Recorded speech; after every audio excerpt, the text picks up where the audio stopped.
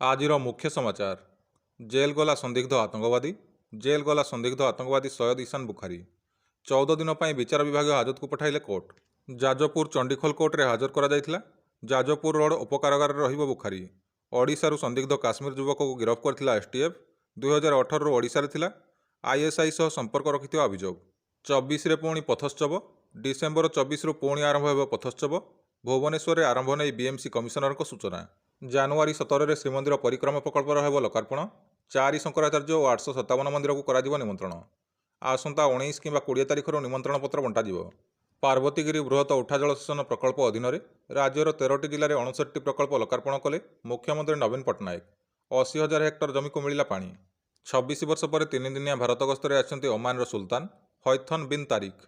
नूआदिल्ली में है आलोचना। भविष्य पार्टनरशिप ऑफ इंडिया ओमान मिलित विजन डॉक्यूमेंट उभय कले स्वीकार। एणिकी खंडगिरी पहाड़ बुलिबाकु हेले देबाकु पड़िबो पैसा। पूर्वरु केवल उदयगिरी पहाड़ देययुक्त थिबा बेले सेथिरे खंडगिरी को जोड़िछि एएसआई। उभय पहाड़ बुलिबाकु एबे पर्यटकଙ୍କୁ 25 टंका देबाकु पड़िबो। तेबे ऑनलाइन रे एहार दर रहिछि 20 टंका। यूपीआई ऑटो पेमेंट सीमा को 15,000 रु 1 लाख टंका को वृद्धि कला रिजर्व बैंक। अत्यधिक भिड़ न होगा पाई जानुआरी 22 रे अयोध्या को न आसिबा परिवर्ते निकटस्थ मंदिर रे आनंद महोत्सव पालन करने को अनुरोध कले राम मंदिर सचिव चंपत राय। गंजामरू पांड्यान को अभियान।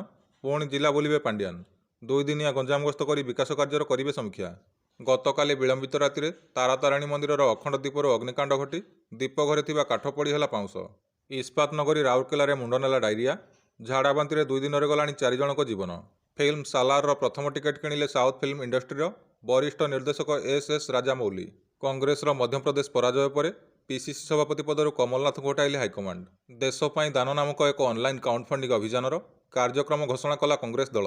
आसंता 18 तारिख में दिल्ली ठारे कांग्रेस सभापति मल्लिकार्जुन खड़गे यह अभियान शुभारंभ करेंगे।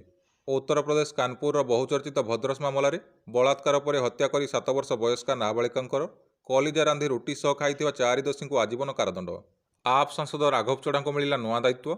एणिकी से राज्यसभा मुख्य भाव तुलाइबे दायित्व। कुएतर अमीर शेख नवाफ अल अहमद अल जाबेर अल सबाह 86 वर्ष बयस है परलोक। शेख को मृत्यु को नहीं कुएत 40 दिनिया शोक कला घोषणा। सरकारी कार्यालय 3 दिन पर्यंत बंद रहिबो। कोरोना को नहीं पुणी बढ़िला चिंता। केरल में कोरोनार सब भारिएंट JN1 है चिन्हट। गत 24 घंटा मध्य देश में 312 जन रोगी चिन्हट होता बेले केरल ही चिन्हट रोगी संख्या 280 पहुंची। आज आरंभ भारत दक्षिण आफ्रिका वनडे सीरीज। टीम इंडियार नेतृत्व नेबे KL राहुल। आज जोहान्सबर्गर वांडर स्टाडियम रे भारत और दक्षिण आफ्रिका मध्य प्रथम दिनिकिया मैच खेल। भारतीय महिला क्रिकेट टीम एकमात्र टेस्ट मैच रे इंग्लैंड को प्रथम थर घरोई मैदान में हराइला। 347 रन जीति रचिला इतिहास। राजकोटर सौराष्ट्र क्रिकेट एसोसिएशन स्टाडियम रे खेला जाइथिबा मैच रे प्रथम थर विजय हजारे ट्रॉफी जीतिला हरियाणा। फाइनाल रे राजस्थान को कला परास्त। ऋषभ पंत फैन को पाई खुशी खबर। इंग्लैंड विपक्ष में जानुआरी रु मार्च मध्य खेला जावाकु थिबा 5 मैच विशिष्ट टेस्ट सीरीज मध्य पंत तांको फिटनेस हासिल करनेबे।